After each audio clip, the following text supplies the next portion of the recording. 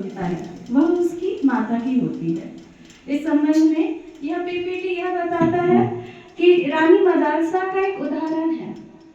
उनके पति ने उनसे कहा कि मैं अपने पुत्रों को श्रेष्ठ शिक्षा देना चाहता हूँ जो प्रजा में धर्म तंत्र को बढ़ावा दे सके। तो मदालसा जी के 4 पुत्र थे। उन्होंने 3 पुत्रों को ब्रह्म ज्ञान की लोरी सुनाकर ब्रह्म ज्ञानी बना दिया।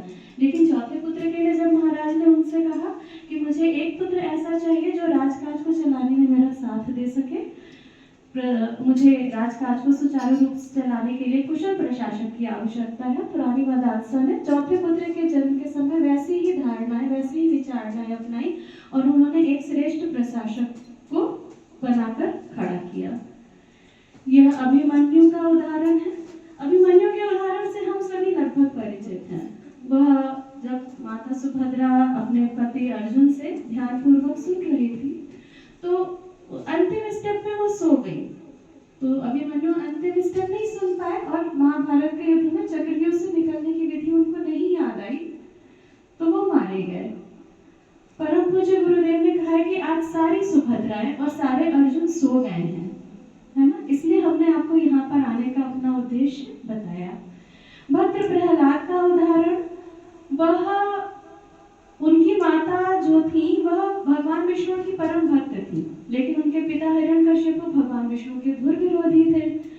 तो उन्होंने अपने पुत्र को, जैसी माता होती है उसका सीधा प्रभाव शिशु पर पड़ता है, पिता का नहीं पड़ा।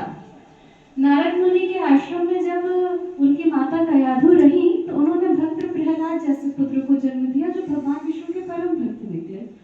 और उनकी पीढ़ियों में ही ना तो केवल रक्ष संस्कृति देव संस्कृति में बदल गई, बल्कि उनकी पीढ़ियां, जब उनकी पीढ़ियों में महाराज बलि आए तो उन्होंने जो भगवान विष्णु थे, आपने कथा सुनी होगी, जब वो 52 अवतार लेकर के धरती पर आए तो उन्होंने सारी पृथ्वी उनको दान में दे दी।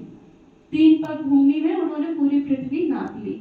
इसका अर्थ यह है कि केवल माता पिता के जीन्स अगर अच्छे हैं तो बच्चे का डेवलपमेंट अच्छा हो ही रहा है, लेकिन अगर पिता के जीन्स विरोधी भी हैं तो भी हमने नेगेटिव जीन्स को स्विच ऑफ किया और जो संस्कार माता ने दिए वह संस्कार प्रकट हुए और न तो केवल वह शिशु बल्कि उसकी पीढ़ियां तक बदल गई।